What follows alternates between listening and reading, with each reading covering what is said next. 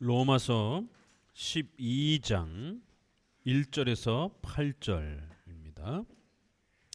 제가 1절에서 2절 봉독합니다. 그러므로 형제들아 내가 하나님의 모든 자비하심으로 너희를 권하노니 너희 몸을 하나님이 기뻐하시는 거룩한 산제사로 드리라. 이는 너희의 드릴 영적 예배니라. 너희는 이 세대를 본받지 말고 오직 마음을 새롭게 함으로 변화를 받아 하나님의 선하시고 기뻐하시고 온전하신 뜻이 무엇인지 분별하도록 하라. 아멘. 로마서 12장을 드디어 시작합니다. 우리 앞서서 9장, 10장, 11장 로마서의 가장 어려운 예정론이라고 하는 이 주제를 또 인내하시면서 또 잘 또 이렇게 배워오시고 또 쫓아와 주심을 감사를 드립니다. 그 앞부분에 비해서 이제 12장부터 소개되어지는 것은 우리 성도들의 성화와 관련된 생활의 규범에 대한 이러한 내용이기 때문에 조금 더 편안하고 조금 더 앞부분보다는 좀 쉬울 것입니다. 1장부터 11장까지는 구원과 관련된 아주 중요한 핵심 교리들이 소개가 되었습니다. 칭의와 관련해서 또 성화와 관련해서 또 칭의와 성화의 모든 구원은 하나님의 절대 주권적인 예정이라고 하는 하나님의 이 전지전능하신 권능으로부터 펼쳐지는 오직 은혜에 의해서 이루어지는 것이다라고 또 이렇게 구원에 대한 핵심 교리들을 소개했습니다. 이제 12장부터는 특별히 성화와 관련해서 그럼 우리 크리스찬들은 신자들은 어떻게 살아야 될 것인가? 이제 앞부분에서는 예수님을 믿는 것에 대한 올바른 규범을 소개했다라면 이제 믿는 신자들은 어떻게 살아가야 되는 것인가? 이 삶에 대해서, 생활에 대해서, 성화에 대한 하나님의 뜻을 우리에게 소개해 줍니다. 이렇게 로마서는 구원과 관련해서 반드시 우리가 알아야 될 핵심 교리 몇 가지를 소개하고요. 또 우리 성도들이 생활과 관련해서 알아야 되는 가장 핵심적인 몇 가지 교리를 소개합니다. 그래서 로마서가 성경 전체에서 기독교의 본질을 가장 정확하고 또 가장 핵심적으로 가장 체계적으로 그렇게 소개하고 있는 굉장히 중요한 비중이 큰 성경이라고 그렇게 이야기를 하는 것입니다. 기독교의 본질은 무엇입니까? 하나님을 만지고 하나님을 보고 하나님의 음성을 직접 듣고 이런 것이 아닙니다. 기독교란 무엇입니까? 라고 이렇게 누가 물은다라면 기독교의 본질, 기독교의 핵심은 무엇입니까? 라고 묻는다라면 우리 선조들은 소요리 문답, 하이델베르그 요리 문답, 제네바 교리 문답 이러한 많은 교리 문답을 통해서 성경의 기독교의 핵심을 본질을 이렇게 요약했습니다. 사도신경을 통해서 구원의 핵심, 칭의와 관련된 내용을 소개한 것입니다. 사도신경은 우리가 하나님을 어떻게 믿어야 되는지 믿음에 대한 중요한 원리를 소개하고 있습니다. 그거를 7개의 교리 형태로 그렇게 요약해 주고 있는 것입니다. 그리고 그 다음에는 십계명이 소개가 됩니다. 기독교의 윤리의 핵심인 바로 십계명이 소개가 됩니다. 어떻게 살아야 되는가? 신자는 이렇게 살아야 되는 것이다 라고 하는 윤리와 관련된 성화와 관련된 십계명이 소개가 됩니다. 그리고 이 모든 것들은 우리의 힘으로 이룰 수 있는 것이 아니라 오직 하나님의 도우심이 필요하기 때문에 열심히 하나님의 도움을 간구하는 주기도문을 소개합니다. 기도의 원리가 소개가 됩니다. 신앙에 대한 것, 그 다음에 생활에 대한 것들을 기도를 통해서 하나님께 요청하는 거예요. 그러니까 이 기도는 보충되는 겁니다. 그리고는 성례, 교회에 대한 내용이 마지막 4번째 나옵니다. 바로 이 두 가지는 교회 생활을 통해서 배워가고 또 펼쳐가고 성장해가는 거예요. 그러니까 기도와 성례는 앞부분을 좀 더 보충해 주는 것입니다. 크게는 4개지만 줄여서 2개입니다. 기독교의 본질로 어떻게 이해했다고요? 이신칭의와 관련된 이런 구원에 관련된 신앙에 관련된 사도신경, 그리고 십계명을 중심으로 한 생활에 대한 기독교 윤리, 이렇게 2가지가 기독교의 본질이요 핵심이요 기초라고 이해했던 겁니다. 그래서 반드시 새신자들에게 또 직분자들에게 이 소요리 문답, 하이델베르그 교리 문답, 이러한 성경의 요약인 교리 문답, 요리 문답을 가르쳤던 것입니다. 자, 로마서가 어떻게 구성되어 있죠? 기독교의 본질, 핵심을 이신칭의와 관련해서 구원에 대한 내용을 소개합니다. 앞으로 이제 십계명을 여러분이 부지런히 배워갈 것입니다. 십계명과 관련된 기독교 윤리에 대한 부분을 소개합니다. 이 두 가지를 정확하게 이해하는 것이 바로 기독교의 핵심이요 본질이라는 것입니다. 이걸 명심하셔야 됩니다. 예수님을 보고 만지고 하나님의 신비로운 환상 체험을 하고 이건 기독교하고 아무 상관이 없습니다. 이건 기독교가 아닙니다. 기독교의 본질은 바로 로마서가 가르치는 것처럼 이신칭의를 정확하게 성경을 통해서 바르게 이해함으로 우리의 믿음과 구원에 대한 부분들을 이해하고 그것을 간직하는 겁니다. 그리고 그 이신칭의의 은혜를 받은 신자들이 십계명을 따라서 하나님의 기뻐하시는 뜻을 따라 전인격적인 그러한 성장을 통해서 여러분의 가정, 직장, 사회 또 삶 속에서 하나님의 뜻을 따라 열심히 살아가는 것이에요. 이게 기독교입니다. 까무러치고 방언하고 떼굴떼굴 굴르고 미래를 예언하고 이런 기독교하고 전혀 상관이 없는 겁니다. 참된 기독교가 무엇인지가 이렇게 로마서를 통해서 아주 정확하게 소개가 됩니다. 로마서 지금까지 우리는 단 한 번도 방언이나 까무러치는 것이라든가 환상을 보는 것에 대해서 단 한 번도 보지 못했습니다. 이제 12장부터 소개될 마지막 장까지도 방언이나 이런 어떤 신비체험이나 이런 부분에 대해서 단 한 번도 권면하지 않습니다. 그건 기독교의 본질이 아니기 때문에 그런 것입니다.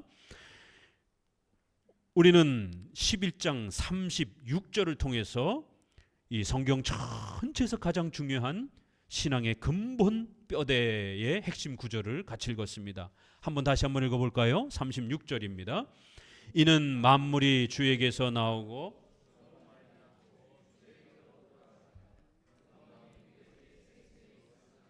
아멘. 소율이 문답 1문에 사람의 제일 되는 목적은 무엇입니까? 같이 외워볼까요? 사람의 제일 되는 목적은 하나님을 영화롭게 하는 것과 영원토록 그를 즐거워하는 것입니다. 종교개혁 선조들은 성경 전체를 한마디로 핵심을 한마디로 요약해 보고 싶었습니다. 기독교는 이것이다. 기독교의 본질은 이것이다 라고 그걸 한마디로 더 요약하고 싶었습니다. 기독교의 본질이란 무엇인가? 사람의 제일 된 목적은 무엇인가? 이렇게 물었습니다. 하나님을 영화롭게 하는 것이다라는 거예요. 그리고 그 하나님의 뜻 바로 십계명을 실천하면서 평생토록 그 즐거움을 누리며 살아가는 것이에요. 예수 그리스도를 믿음으로 하나님을 영화롭게 하는 것입니다. 예수님을 믿지 아니하면 절대로 하나님을 영화롭게 할 수가 없습니다. 예수 그리스도를 믿음으로 우리가 구원받아 하나님의 자녀가 되어 하나님을 영화롭게 하는 것입니다. 그리고 그 하나님의 뜻을 실천하며 평생토록 사명 감당하며 그것을 즐거움으로 행복함으로 사는 것이 이게 기독교다라고 또 이렇게 요약을 해준 것입니다. 바로 여기에 대한 근거 구절로 세 구절을 잡았습니다. 로마서 11장 36절, 그 다음에 고린도전서 10장 31절. 그런즉 너희가 먹든지 마시든지 무엇을 하든지 다 하나님의 영광을 위하여 하라. 먹든지 마시든지 이제는 우리 먹는 것 하나조차, 물 마시는 것 하나조차, 우리의 발걸음 하나조차, 우리의 옷 입는 것 하나조차, 우리의 일상생활의 모든 것 하나하나 전부 이제는 하나님의 자녀로서 행하는 것이기 때문에 하나님을 영화롭게 할 수도 있고 하나님의 이름의 영광을 가리울 수도 있는 이러한 놀라운 아버지와 자녀의 관계가 되었다라는 것이. 그래서 이제 우리는 우리의 전생애가 하나님을 영화롭게 하는 그러한 삶으로 살아야 한다라고 이렇게 또 그 근거 구절로 잡고 있습니다.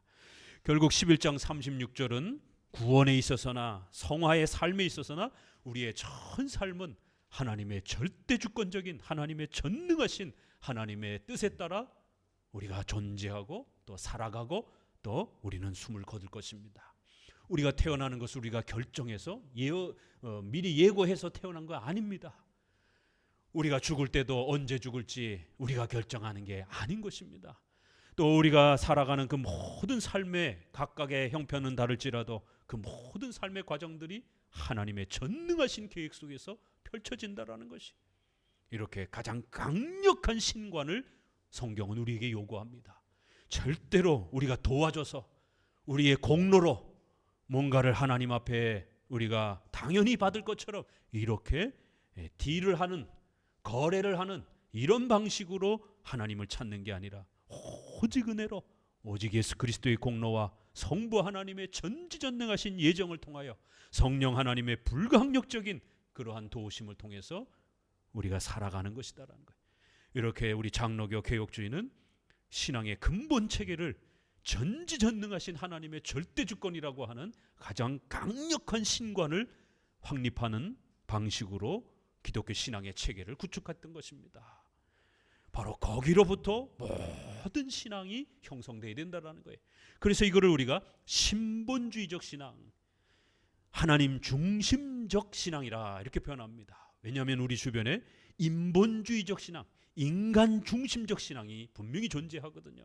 그렇기 때문에 이렇게 하나님 중심적인 신본주의적인 하나님의 절대 주권을 고백하고 인정하며 거기로부터 출발하는 이러한 신앙이 가장 성경적이고 훌륭한, 가장 정통적인 그러한 기독교의 모습이다라고 그렇게 고백해 온 것입니다. 그렇기 때문에 이제 우리는 어떻게 살아가야 될 것인가에 대한 삶의 문제에 대해서도 역시 마찬가지로 우리가 원하는 삶이 아니라 이제 하나님이 원하시는 삶, 하나님이 작정과 예정 속에 여러분을 이 땅에 태어나게 하신 놀라운 계획이 있으십니다. 결코 우연히 이 땅에 태어나는 게 아니다라고 말씀을 드렸습니다. 생물학적인 그러한 의학적인 관점으로 보아도 그 엄청난 남녀의 만남, 또 부부지간에 그러한 하나의 생명이 태어나기까지 수천, 수억의, 수조, 수경의 이러한 확률을 뚫고 수정체가 만들어져서 사람이 되고 그 나머지 전부는 세포로 버려지면서 유일하게 저와 여러분이 그렇게 이 땅에 태어나는 것입니다. 결코 우연으로 이 땅에 태어나는 게 아닙니다. 하나님의 특별한 계획 속에서 하나님의 뜻을 성취하도록 이 땅에 태어나는 것이, 한평생을 이제 살아가시고 인생의 후반부에 계신 우리 또 어른들도 계십니다. 인생을 살아보니 어떠십니까? 인생이 녹록지 않고 눈물과 때로는 많은 고통과 아픔도 존재합니다.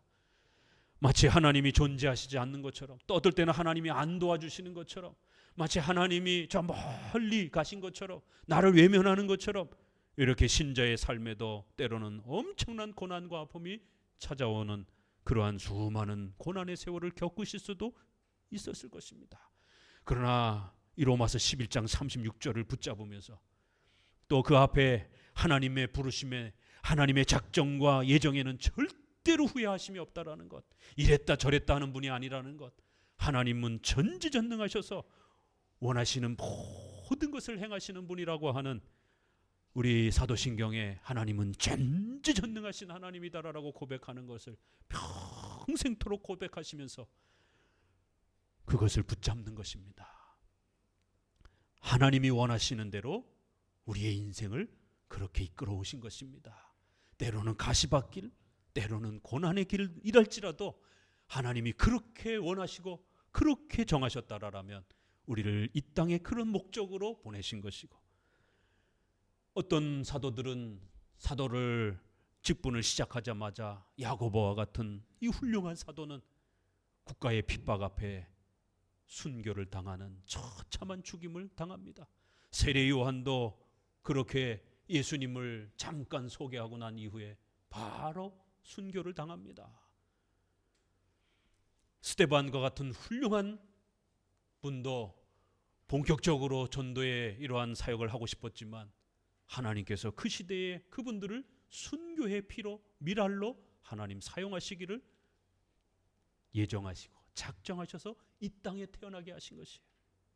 주기철 목사님과 손양원 목사님이 오래 사셨다라면 더 훌륭한 일들을 많이 하셨을 것이에요. 그러나 그분들의 하나님의 특별한 계획과 작정은 이 혼란한 대한민국, 연약한 대한민국 초창기에 바로 그분들의 순교의 피를 통하여 이 땅에 교회를 세우고자 하는 하나님의 거대한 목적이 있었던 것입니다. 이렇게 하나님은 각자의 우리의 모든 인생을 우연히 어쩌다가 보니 태어나는 이러한 형태의 유물론적이고 공산주의적이고 사회주의적인 이러한 과학주의적인 이러한 세계관이 아니라 하나님이 특별히 예정하셔서 저와 여러분을 이 땅에 특별한 돌보심으로 그렇게 세우시고 통치하신다라고 하는 이러한 기독교적 인생관, 세계관이 우리 인간에게 가장 큰 위로를 주는 것이고, 내가 왜 존재하는지, 내가 어떻게 살아가야 될지를, 우리 삶의 목적을 바르게 만들어주는 가장 훌륭한 인생관이요, 세계관이요, 또 그러한 우리 삶의 철학이 되는 것입니다. 돈만 바라보고 사는 사람의 인생은 목적이 돈이기 때문에, 또 세상의 성공을 바라보고 사는 자는 그거를 목적으로 삼기 때문에 전혀 인생이 달라집니다.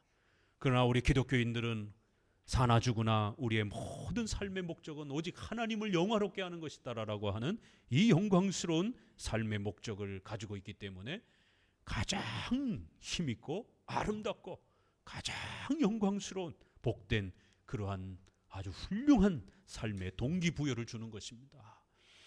오늘 이제 12장부터 소개되어지는 이러한 성경적 기독교 윤리관, 인생관, 세계관이라고도 하는, 또 이거를 우리가 문화관이라고도, 우리의 생활에 대한 문제다 보니까 기독교 문화관이라고도 또 이렇게 표현할 수도 있을 것입니다. 어떤 인생관, 어떤 세계관, 어떤 문화관을 갖고 어떤 인생 철학을 갖고 살아가느냐에 따라 인생은 확연히 달라집니다. 유교적 세계관이 있습니다. 남존여비, 여자를 아주 짐승 취급하는, 암탉이 울면 집안이 망한다. 얼마나 여성들의 인권과 여성들의 이 명예를 망가뜨리고 짓밟는 그러한 철학입니까? 여성이 인간으로서 존중이 되어지고 여성이 인간으로서 대우받은 것은 기독교 때문입니다. 여성에게 선거권이 허락된 것도 얼마 되지 않았습니다. 여성이 남성들과 함께 겸상을 이렇게 하기 시작한 것도 얼마 되지 않았습니다. 저만 해도 명절 때 남자와 여자가 다 떨어져 앉아서 식사를 했습니다. 절대로 여자들은 남자들과 섞어서 식사를 할 수 없었습니다. 요즘에 젊은 세대들이 들으면 무슨 희한한 시대의 이야기처럼 들릴 수 있었지만 얼마 전만 해도 그런 삶을 살았습니다. 여성이 종갓집에 이러한 유산을 물려받을 때 절대로 물려받지 못했습니다. 남자들만 그 집안의 재산을 물려받았습니다. 시집가면 남이라고 취급했습니다.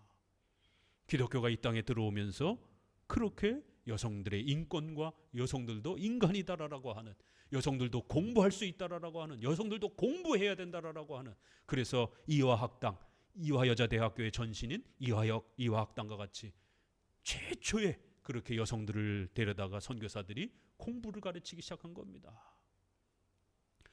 어떤 인생관을 갖고 살아가느냐에 따라 이렇게 달라집니다. 불교의 무사상 얼마나 무섭습니까? 불교를 믿게 되면 굉장히 무섭습니다. 윤회관, 자살을 그렇게 아주 아름답게 치장합니다. 요즘에 애완견, 애완묘 이런 문화들이 굉장히 유행하잖아요. 애완견, 개나 고양이를 지극정성으로 보살피라는 거예요. 이게 불교의 가르침이라는 거예요. 그래서 최고로 대우해주면 그 개가 나중에 인간으로 태어난다라는 거예요. 참 별 희한한 논리가 다 나옵니다. 살생을 금지하라고 그러면서 채식을 그렇게 사람들의 식생활로 규범으로 만듭니다. 채식만 먹으면요 죽습니다, 사람. 채식주의를 주장한 그런 비건주의자들이라고 그러죠. 그 유명한 외국 사람 죽었어요, 영양실조로. 그럼 중들은 어떻게 사는가? 최고의 그 채식에서도 가장 고급진 또 그러한 영양분들을 채워넣기 때문에 안 죽는 거죠. 최근에 그런 아주 순수 채식주의자들은 영양실조로 단백질 부족으로 죽는 이런 심각한 위기를 겪습니다. 식물성 또 단백질 있잖아요. 그런 고급 단백질들이. 그러니까 중들은 안 죽는 것이죠. 중들 살찐 사람들도 굉장히 많습니다. 불교의 무사상, 모든 것이 욕심 때문이다. 어떤 것도 갖지 말라라는 것이에요. 그렇게 되면 결국 자식을 양육하고 또 우리가 회사에서 돈을 벌고 이런 모든 우리의 삶의 희생들이 아무 쓸데없는 것이 돼버리는 거예요. 인간의 도덕, 윤리, 이런 책임, 이런 부분이 다 붕괴가 돼버립니다. 왜요? 아무것도 같지 않으니까. 결혼도 뭐 하랍니까? 그것도 성적인 욕구요, 욕심이잖아요. 그냥 산속에 들어가서 중들처럼 혼자 그냥 살면 되는 거예요. 그럼 인류가 전멸해버립니다. 자식을 혹시라도 낳아도 자식을 왜 키웁니까? 자식을 왜 성공시키려고 합니까? 그 다 욕심이죠. 얼마나 무서운 교리입니까? 밥을 왜 먹습니까? 그것도 욕심이죠.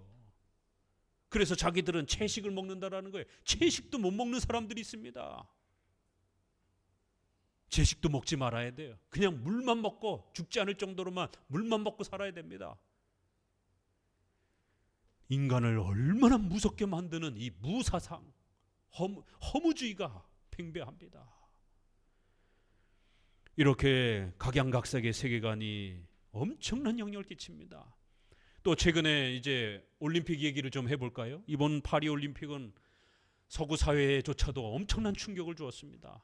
왜냐하면 동성애와 이런 것들을 인권이라고 주장하며 트랜스젠더라든가 뭐 이런 다양한 레즈비언부터 시작해서 온갖 이러한 동성애의 이러한 부분들을 인권이라고 그렇게 서구 사회가 먼저 수십 년 전에 법제화시켰고 이러한 부분들을 펼쳐나갔던 이제 이들이 이러한 파리 올림픽을 보면서 특별히 파리는 그런 부분에서 가장 선두를 주장의 선두를 앞에 그렇게 이끌었던 국가였기 때문에 자기들의 어떤 문화적 또 그런 인권적인 앞섬을 자랑하려고 그런 퍼포먼스들을 올림픽 행사에서도 보였고 또 여러 경기의 이런 부분들 안에서도 이제 보여주면서 서구 사회에서도 야, 이 정도였는가 놀라기도 하고 또 올림픽 규칙에 대한 심각한 혼선이 오기도 하는 이러한 세계관의 붕괴와 충돌과 고통을 우리는 올림픽을 통해서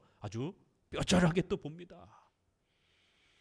최후의 만찬을 흉내내면서 그렇게 남자들이 여성 복장을 하고 성기를 다 드러낼 정도로 그렇게 서구의 기독교 국가들도 이건 너무하지 않느냐라고 싶을 정도로 그렇게 그 개회식 장면의 퍼포먼스를 다른 것도 아니고 최후의 만찬을 예수님과 최후의 만찬을 그렇게 아주 노골적으로 조롱하듯이 그렇게 흉내내면서 만약 이슬람의 어떤 그런 것들을 조롱하면서 만약 그렇게 올림픽 했더라면요 세계 3차 대전이 일어났을 것입니다. 그나마 기독교인들이니까 비판만 하고 무력을 그나마 행사하지 않는 것이죠. 목을 자른 그런 여성이 자기 목을 들고 나와가지고 그렇게 문학적 퍼포먼스를 하고 더 심각한 거는 여러분 카톡의 사진을 보여드린 것처럼 아직 성기 수술도 하지 않은 트랜스젠더를 그저 자기가 여자라고 주장을 하는 그리고 호르몬 주사 몇 번 맞은 정도를 외국에서는 여자로 인정을 해주는 이런 법제도가 더 많이 발전돼 있기 때문에 이번에 IOC에서 그런 남자들도 자기가 여자라고 생각하고 자기 국가에서 그렇게 어느 정도 인정을 받았으면 여자기 때문에 여자로서 출전할 수 있다. 그렇게 해서 권투 장면에서 그렇게 아직 완전히 더 그러한 여성 호르몬으로 이렇게 준비되지도 않은 그런 상태의 그냥 남자죠. 또 DNA 상으로도 남자고 그런 남자가 여자를 상대로 해서 권투를 했습니다. 싸움이 되겠습니까 그게? 46초 만에 여성이 기권을 하고 그 바닥에 앉아서 엉엉 우는 장면이 전 세계에 보도가 되었어요. 남자의 그 강력한 그 근력에 의한 펀치 한 대 맞고 여성은 더 이상 경기를 할 수 없다고 포기를 해버린 거예요. 평생 이루고 달려왔던 꿈을 포기한 것에 대해서 탄식하면서 우는 장면이 전 세계 보도가 되면서 이게 맞냐?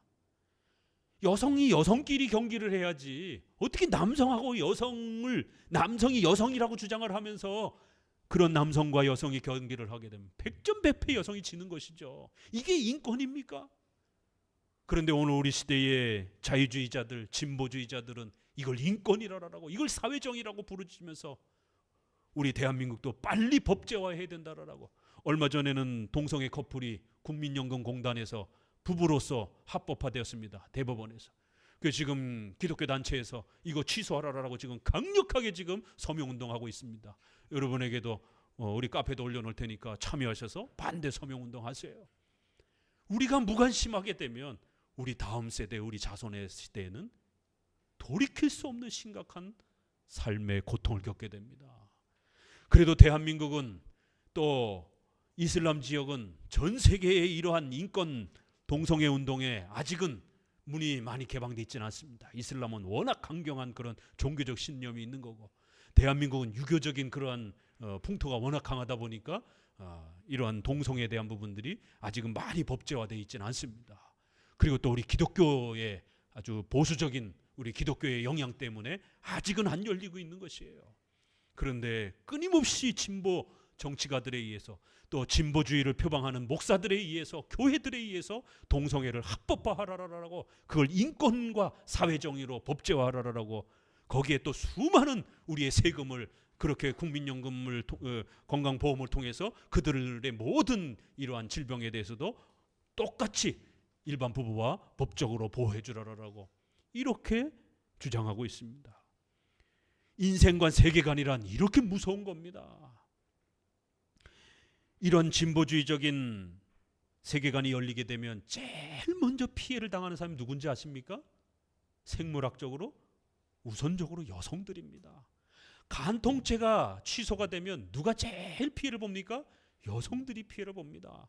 그나마 남성들의 그러한 성적인 이 욕구들을 법으로 강력하게 막아주었던 것들이 그나마 간통죄였던 거예요. 예전에는 바람을 피게 되면 감옥을 갔었습니다. 이제는 바람을 펴도 감옥에 안 가요.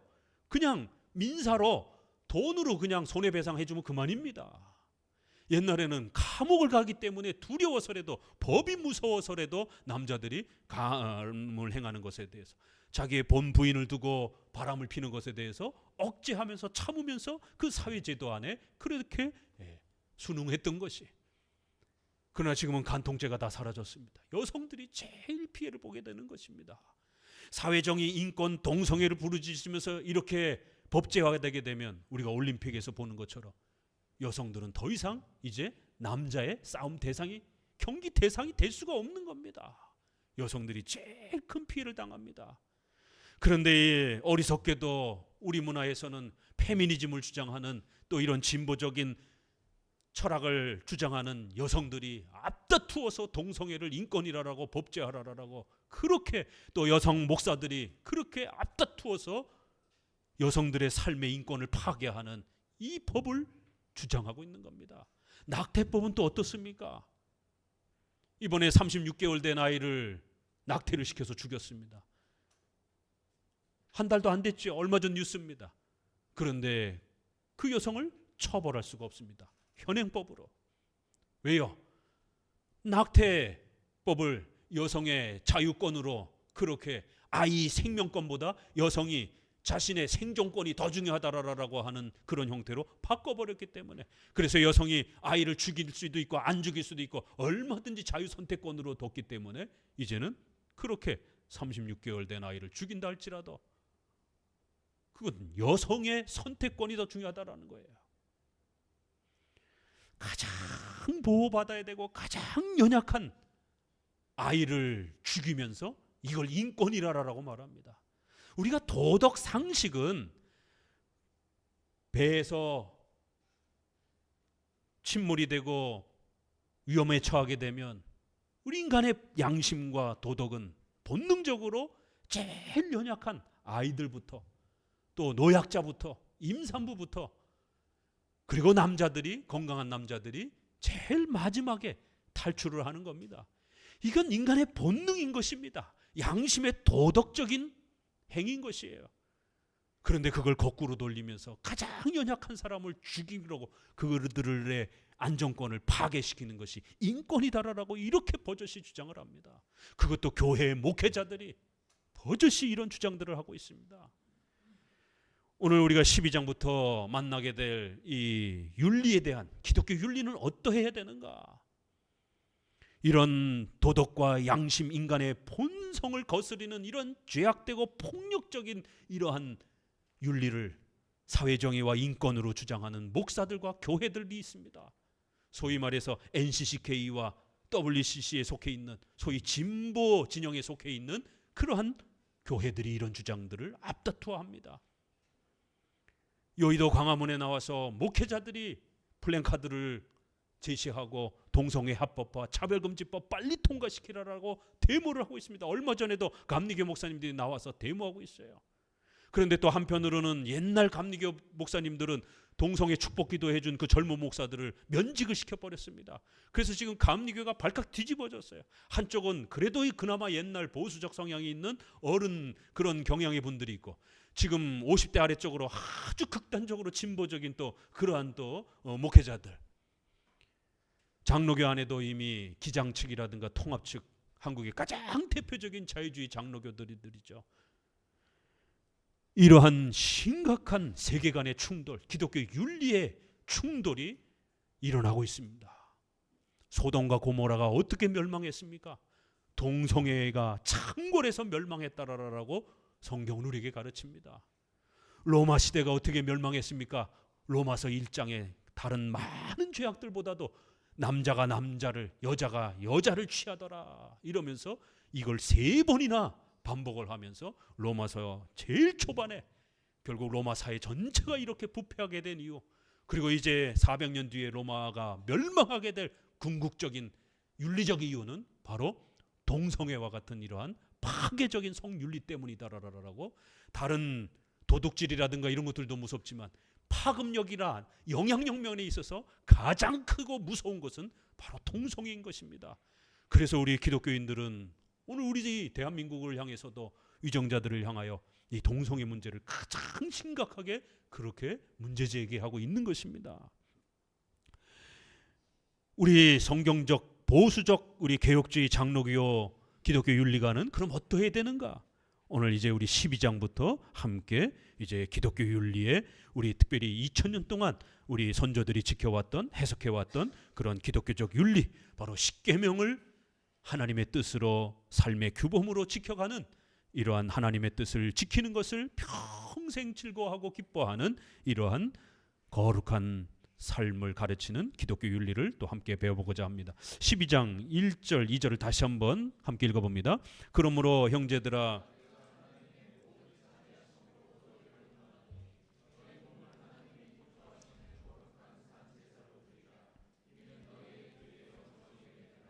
이는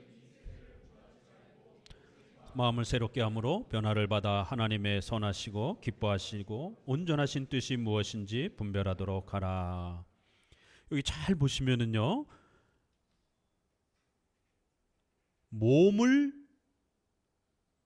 거룩한 제사로 드리는 것을 영적 예배라 이렇게 소개를 합니다. 몸에 대한 이야기를 합니다.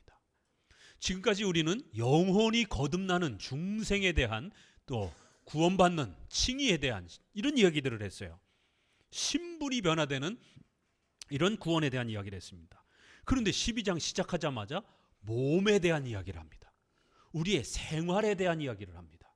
우리의 인격이 변화되는 실천적인 그러한 몸의 생활을 이야기를 합니다. 다르죠? 신분의 변화를 얘기를 하는 것과 생활의 변화를 이야기하는 이러한 관점이 이렇게 앞부분은 칭의와 관련되어 있고, 뒷부분은 실제로 우리가 인격적으로 바뀌어야 되는, 실제로 변화돼야 되는 생활의 변화를 이야기하는 거예요. 그래서 신분의 변화가 아니라 실제 인격과 생활의 변화를 말하기 시작합니다. 몸의 그러한 거룩한 우리의 의식주와 관련된 몸의 변화를 이야기하는 것이에요. 우리는 영적으로 하나님 앞에 거듭나서 하나님을 예배하는, 또 주일에 모여서 이렇게 예배하는 이러한 유형교회로서의 예배를 가장 중요한 예배의 본질로 생각을 합니다. 그런데 갑자기 12장을 시작하면서 몸을 이야기하면서 몸의 그러한 거룩한 의식주의 변화를 이야기하면서 그러한 변화가 하나님 앞에 영적 예배로 드려질 수 있다라고 하는 엄청난 선언을 듣게 됩니다.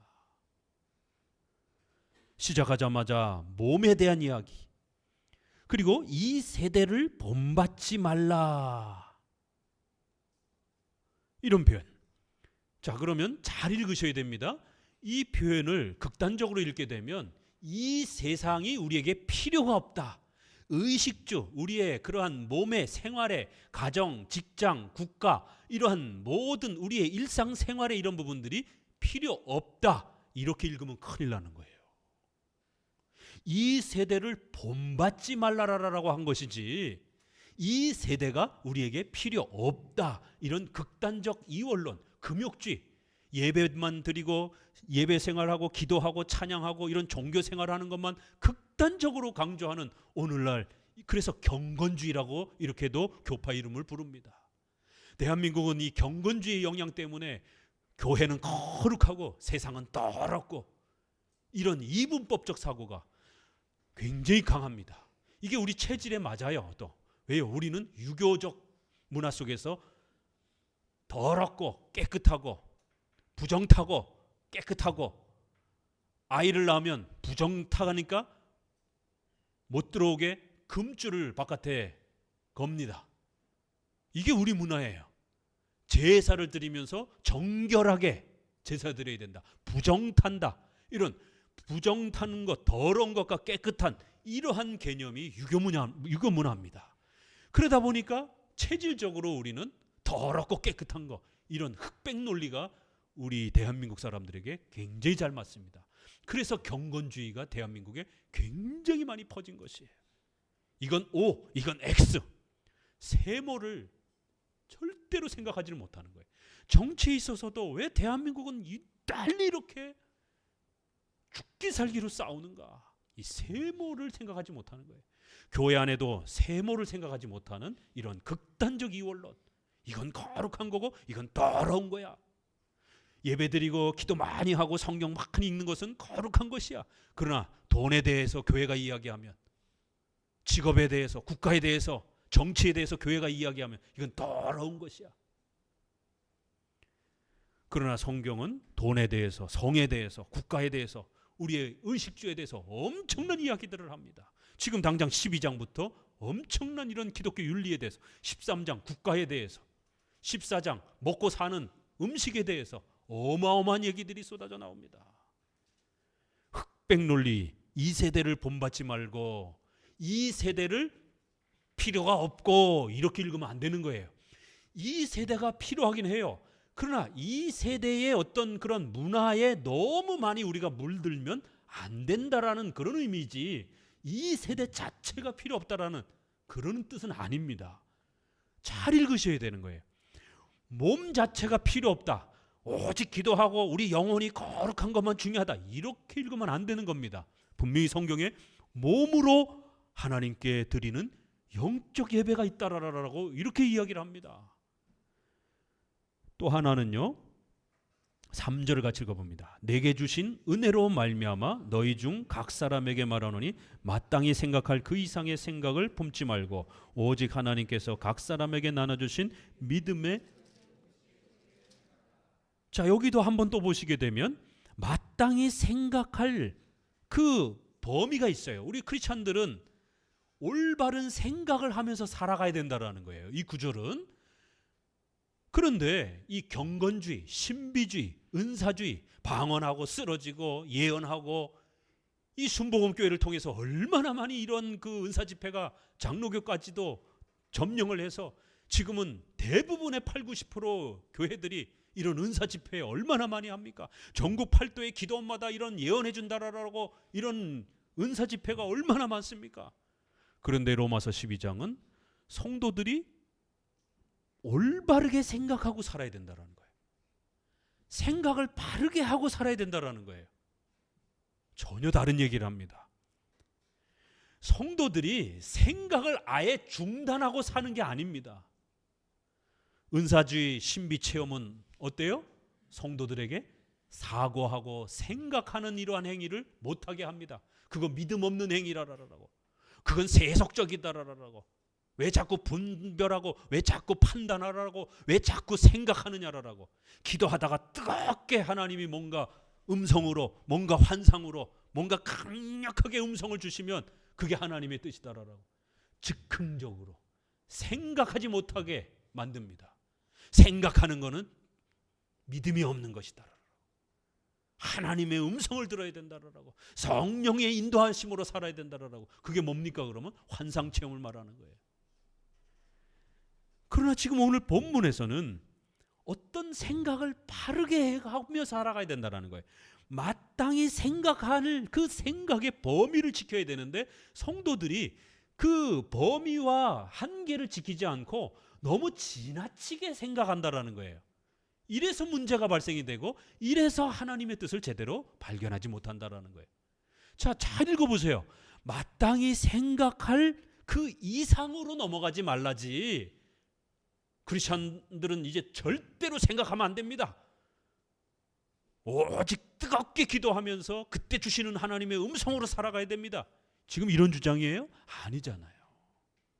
아니, 어떻게 우리 크리스천들이 경제활동을 하면서, 은행을 사용하면서, 주식이라든가 이런 경제활동을 하면서 전혀 경제적 분석도 하지 않습니다. 기도원에 올라가서 주식 종목을 고르는 것, 이게 대한민국의 지금 신자들의 이 신비주의, 은사주의, 경건주의, 하나님의 뜻을 분별하는 방식입니다. 기도하는데 갑자기 어떤 글자가 떠올랐어요. 어떤 모양이 떠올랐어요. 파란색이 떠올랐어요. S자가 떠올랐어요. 삼성 주식을 하나님이 사라고 그러는가 보구나. 실제로 이런 식으로 주식 투자를 합니다. 100% 망하죠. 사업을 그런 식으로 선택을 합니다. 그걸 하나님의 음성을 들었다라고, 하나님의 뜻을 들었다라고 그렇게 사업을 합니다. 생각을 안 합니다. 분석을 안 합니다. 합리적인 생각과 판단은 비성경적이라고 저도 그렇게 20대에 복음주의권에서 그렇게 훈련을 받았습니다. 예수전도단에서 하나님 음성 듣기라고 하는 그 유명한 그런 프로그램이 있습니다. 어떻게 시키는지 아세요? 모든 생각을 버리라는 거예요. 잡념을 버리라는 거예요. 그리고는 마음을, 생각을 비우고 가만히 명상하라는 거예요. 그러면 마음속에, 머릿속에 뭔가 떠오른다라는 거예요. 그 뭐가 떠오릅니까? 떠오를 때까지 기다리라는 거예요. 이게 그들이 가르치는 하나님 음성 듣기 훈련입니다.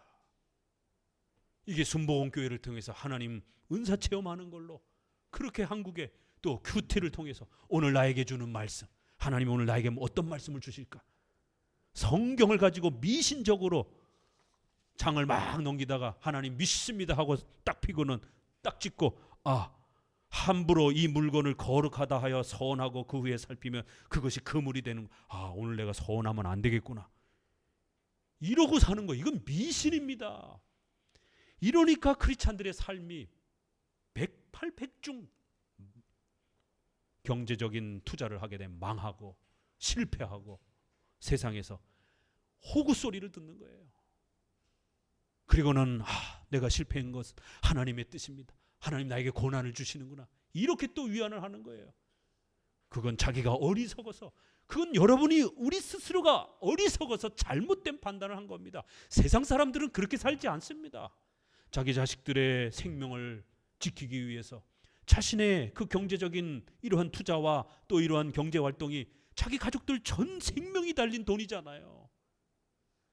그렇기 때문에 더 열심히 분석하고, 더 열심히 책으로 공부하고, 더 전문가에게 또 도움을 청하고, 또 생각하고, 또 분석하고, 또 이러는데, 우리 크리스찬들만 기도원 갔다 오고 나서 확 결정하고 어떤 일을 벌입니다. 생각을 하지 말라가 아니라 마땅히 생각할 그 범위가 있다라는 거예요. 그런데 그 이상을 넘어서 이상한 생각을 하니까 문제가 된다라는 구절이지, 생각을 하지 말라 이런 권면이 아닌 것입니다. 자, 3번에 걸쳐서 어떤 표현이 나와요? 우리의 일상생활과 관련해서 우리의 몸으로 행하는 의식주와 관련된 우리의 이런 많은 활동들이 얼마나 중요한 것인지를 가르칩니다. 이 세대에서 우리는 반드시 살아가야 됩니다. 여러분, 이 세대를 버리고 살아갈 수 있어요? 그러면 산속에 들어가서 중들처럼 사셔야 돼요. 우리 어디 한번 읽어봅시다. 고린도전서 5장 9절을 같이 한번 읽어봅니다.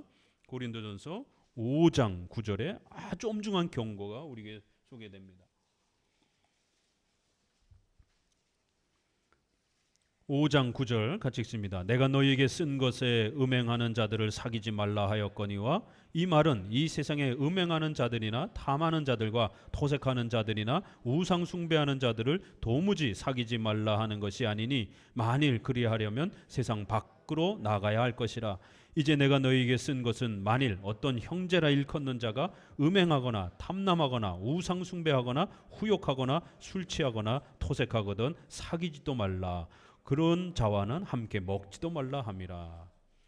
이 성도들 가운데에 이러한 심각한 범죄가 있으면 그런 자들은 반드시 권징을 통해서 구별하고 내보내야 된다, 이런 말이지, 세상 사람들하고 불신자들하고 절대로 사귀지 말라 이런 뜻이 아닌다라고 말하는 거예요. 만약 내가 사귀지 말라, 우상 숭배자들을 사귀지 말라라고 이 말은 그런 식으로 극단 분리로 이해하게 되면 우리는 저 산속에 들어가서 혼자 살아야 된다는 거예요. 어떻게 내 말을 그런 식으로 이해할 수가 있느냐라고 책망을 합니다.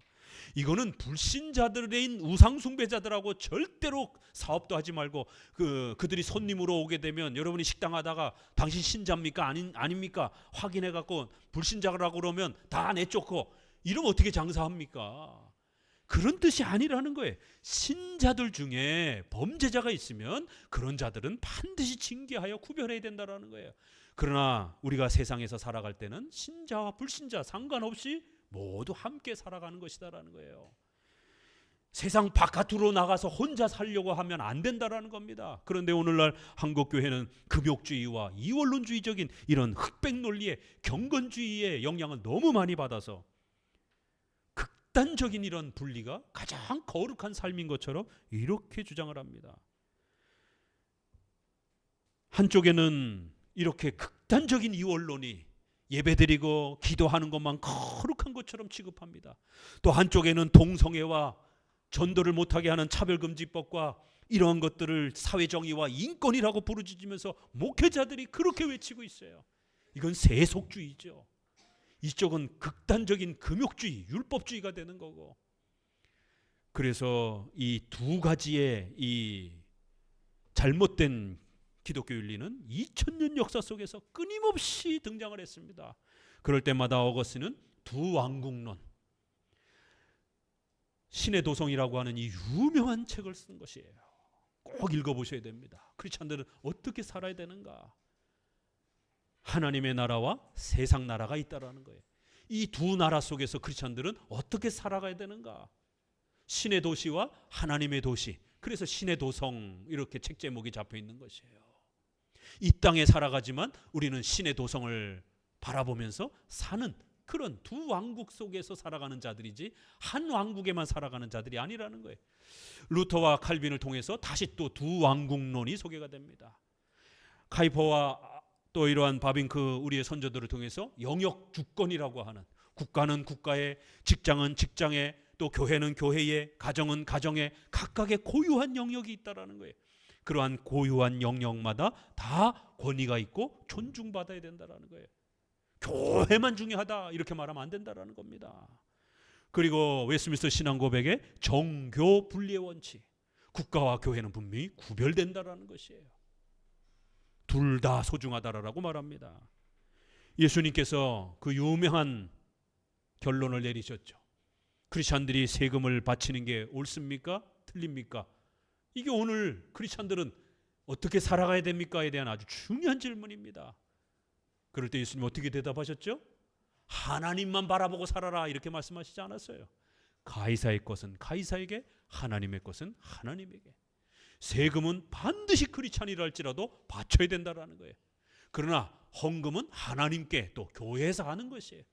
이렇게 세금과 헌금은 구별되어 있는 것이다라는 거예요. 그러나 각각 해야 되는 것이다라는 겁니다. 헌금만 해서도 안 되고 세금만 바쳐서도 안 되고 가이사의 것은 가이사에게, 하나님의 것은 하나님에게, 각각 두 개 모두가 다 우리 크리스찬의 삶에 중요하다라고 말씀하셨습니다. 오늘 세 번에 걸쳐서 몸에 대한 이러한 부분, 금욕주의자들은 의식주와 관련된 이런 부분들을 더럽고 세속적이다라고 표현을 하는데 오늘 본문에서는 아니라는 겁니다. 우리 성도들의 삶을 통해서도 하나님을 영화롭게 할 수 있는, 여러분의 가정과 직장과 우리 사회의 이러한 삶을 통해서, 우리의 문화를 통해서도 하나님을 영화롭게 할 수 있는 이러한 몸이 거룩해져가는 우리의 인격의 의식주의 삶을 통해서 거룩한 산제사로 하나님 앞에 드리는 영적 예배로서 그렇게 하나님 앞에 바쳐질 수 있다는 겁니다. 예배가 분명히 공적 주일 성수의 이러한 유형교회의 예배는 중요합니다. 그런데 우리의 삶 전체를 예배적 삶으로서 또 그렇게 하나님 앞에 바칠 수 있는 그러한 자리가 또 있다라는 겁니다. 구약의 그러한 제사 개념을 그대로 가지고 와서 우리의 생활의 의식주의 이러한 우리의 삶을 제사 개념으로, 또 그리고 예배 개념으로, 그리고 이 영적이라고 하는 이 스피리추얼이라고 하는 이 표현을 우리 번역은 영적으로 번역했지만 영어 번역으로 이렇게 조금 더 나가 보게 되면 우리 번역엔 많이 없더라고요. 그런데 영어 성경들을 보게 되면 reasonable이라고 하는 단어가 상당히 꽤 있습니다. 올바른 예배라는 거예요. 합당한 예배라는 것이에요. 정확한 예배라는 것이 뜻이 조금 달라요. 둘 다 포함할 수 있습니다. 우리의 몸과 삶을 통해서 하나님을 영화롭게 할 수 있는 분명한 자리가 있고 책임이 있다라는 거예요.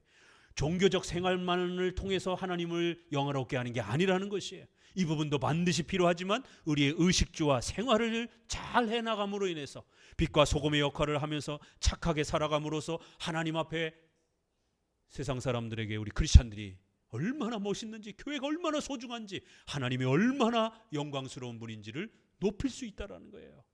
절대로 우리 의식주의 삶을 무시하거나 우리의 몸의 이러한 활동을 무시하면 안 된다는 겁니다. 이것은 올바른 예배라는 거예요. 틀린 예배가 있다라는 겁니다.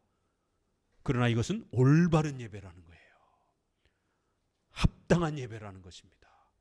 또 영적 예배로서 하나님 앞에 바쳐질 수 있다라는 것입니다. 그렇기 때문에 이 세대를 필요로 하지만 우리는 이 세대 속에 살아가야 돼요. 이 세대 속에 또 우리가 그렇게 불신자가 만든 옷을 입고, 삼성도 불교 집안에 그런 사람들이 원불교 집안이잖아요. 그 부모들이. 그렇지만 삼성 핸드폰 다 사용하고, 또 애플은 동성애를 옹호하는 그 기업으로 굉장히 유명합니다. 그 설립자가. 그래도 애플 또 핸드폰을 사용하는 것에 대해서 그건 별개의 문제인 것이에요. 이렇게 불신자가 만들었다 할지라도, 타종교 사람이 만들었다 할지라도 그 물건 자체는 하나님이 만드신 것이에요. 감사함으로 받으면 얼마든지 우리가 사용할 수 있는 겁니다. 디모데전서에 있는 말씀처럼. 그래서 이 세대가 분명히 우리에겐 필요해요. 그래서 의식주와 관련된 모든 부분들을 크리스찬들이 만들었던, 불신자가 만들었던, 또 혹 이단이 만들었다 할지라도, 여기 분당에 재생병원이 있습니다. 대순진리회에서 운영하는 병원이에요. 분당에는 차병원, 대학병원급 병원이 차병원, 재생병원, 그 다음에 서울대병원, 이렇게 세 군데가 있습니다. 대학급의 재생병원이 제일 싸요.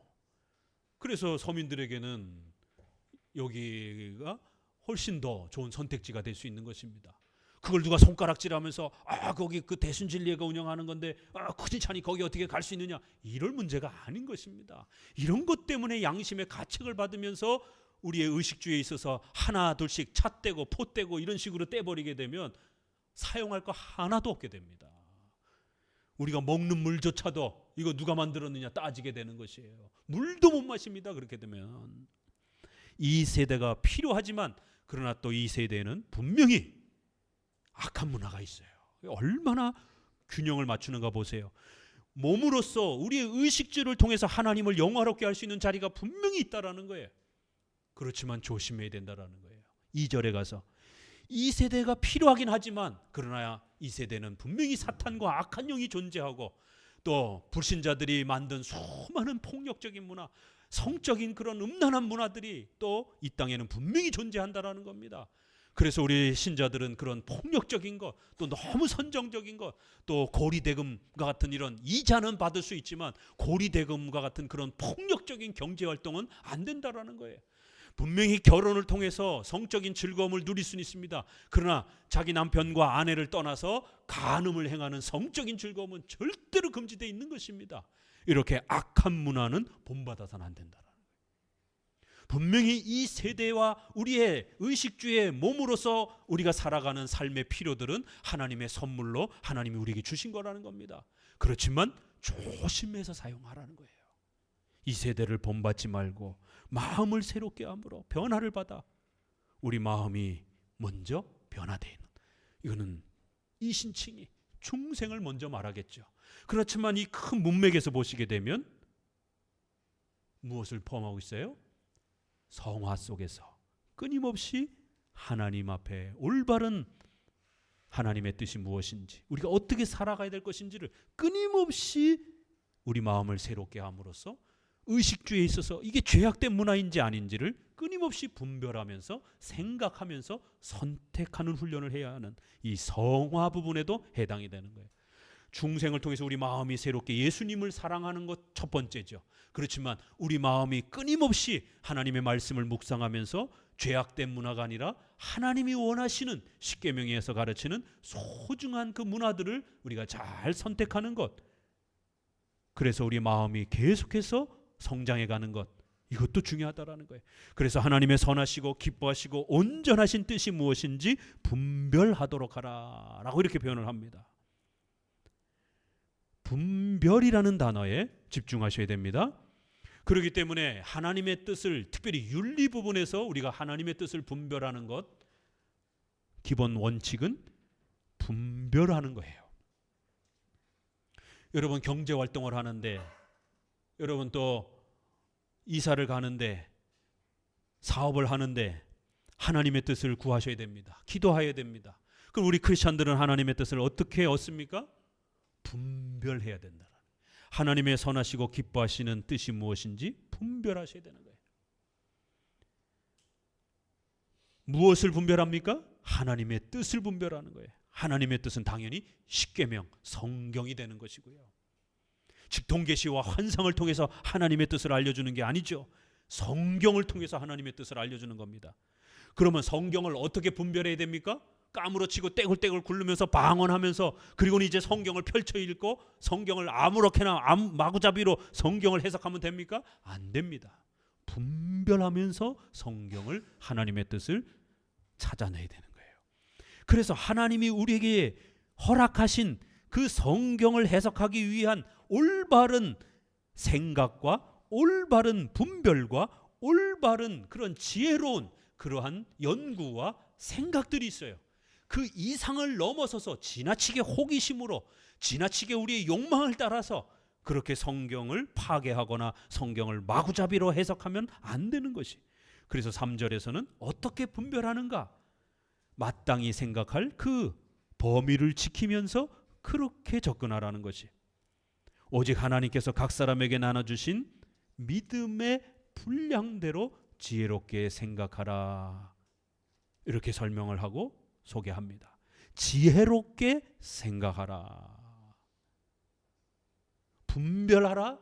지혜롭게 생각하라.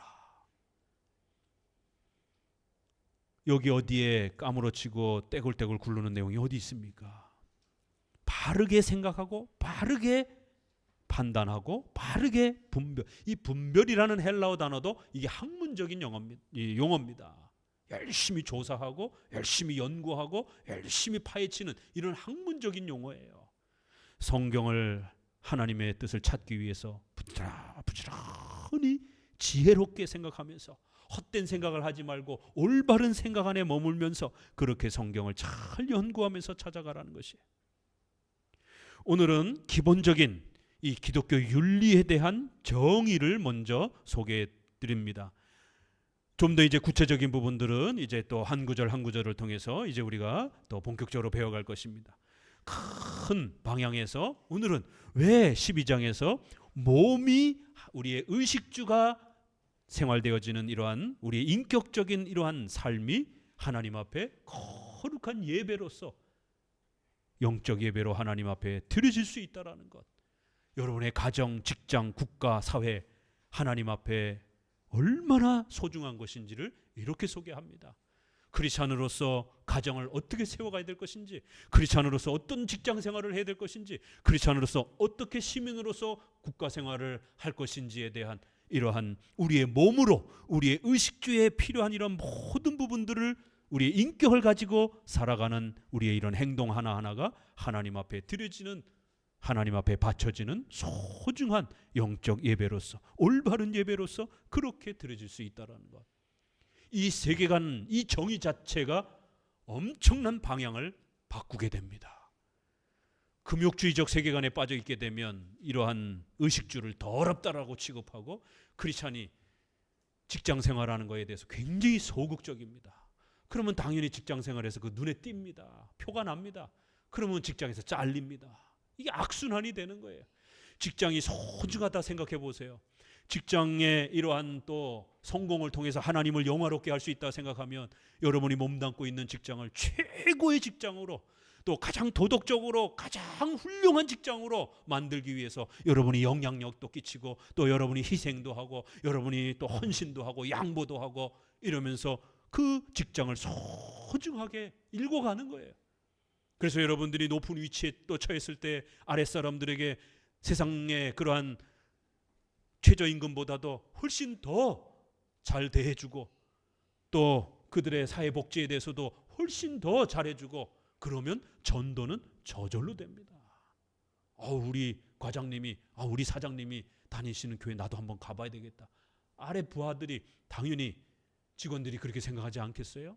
그런데 크리스찬들이 아주 못됐고, 아주 세상 사람들보다 더 불법적이고 더 폭력적이고, 그러면서 교회 가자라라고, 그리고 또 직장에서 무슨 신우회 기도회 있으니까 한번 우리 가자라라고 초청해 보세요.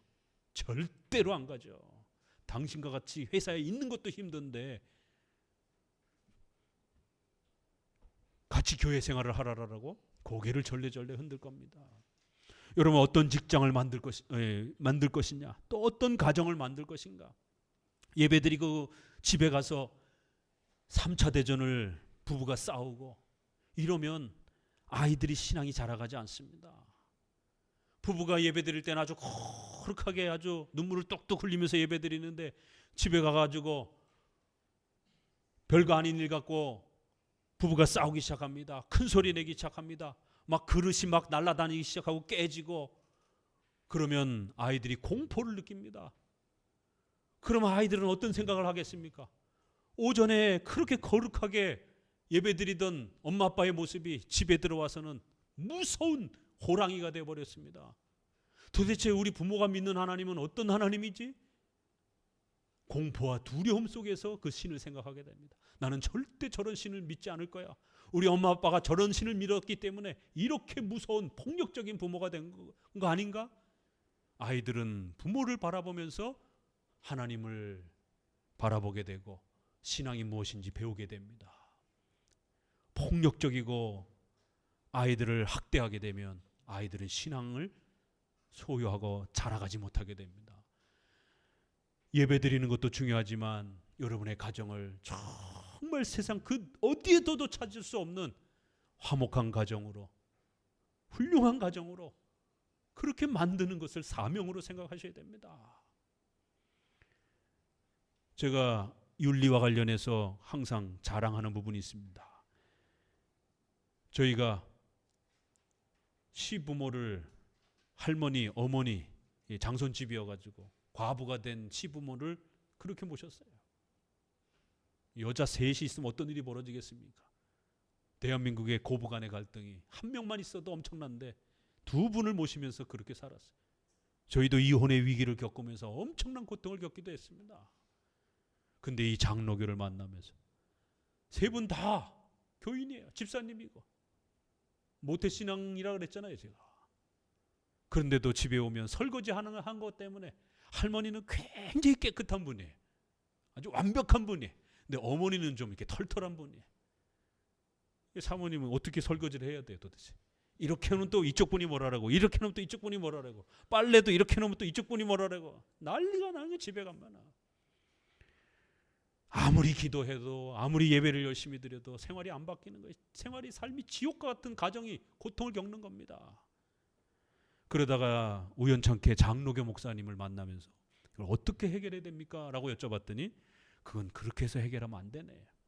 금식하고 기도해서 해결된다고 해결되는 게 아니네. 기도는 당연히 해야 되지만 10계명에 7계명, 5계명 내 부모를 공경하라.